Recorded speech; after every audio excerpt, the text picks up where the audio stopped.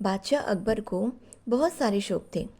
उन्हें शतरंज खेलना पसंद था, पतंग उड़ाना पसंद था, उन्हें अन्य देशों की कहानियों को सुनना भी पसंद था।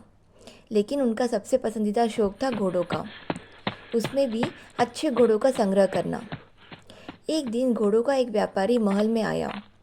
उसके पास बेचने के लिए घोड़ों का एक समूह था। बादशाह बाहर आए और घोड़ों को देखा। बादशाह अकबर ने कहा, ये बहुत ही सुंदर घोड़े हैं, मैं सारे खरीद लूँगा। क्या तुम्हारे पास और भी है? व्यापारी ने कहा, नहीं महाराज, पर यदि आप मुझे कुछ धन दे दें तो मैं अफगानिस्तान जाकर कुछ और घोड़े खरीद कर ले आऊँगा। अकबर ने घोड़ों के समूह के सारे घोड़े खरीद लिए और अफगानिस्तान से अधिक घोड़े लाने के लिए दो 200 सोने के सिक्के दिए।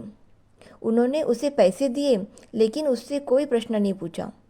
यह भी नहीं पूछा कि उसका नाम क्या था, वह कहाँ से आया था या वह कहाँ रहता था। घोड़ों के व्यापारी ने पैसे लिए और वहाँ से चला गया।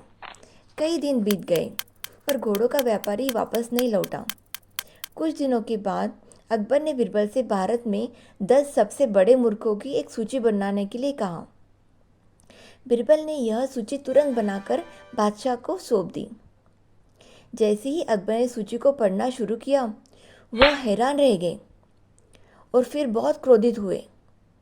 बीरबल ने अकबर का नाम सूची में सबसे ऊपर लिखा था।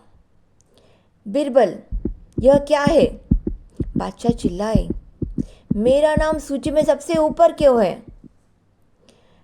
बीरबल ने कहा, जहाँपनाह, ऐसा इसलिए क्योंकि आप सभी लोगों में से सबसे बड़े मूर्ख हैं।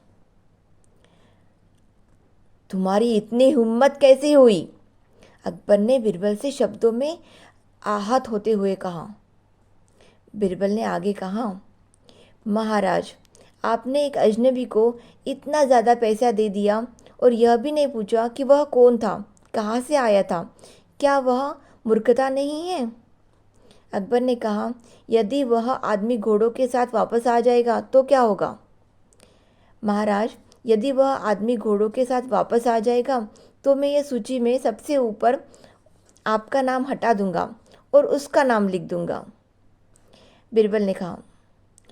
अकबर को यह एहसास हुआ कि उन्होंने वास्तव में मूर्खता की थी।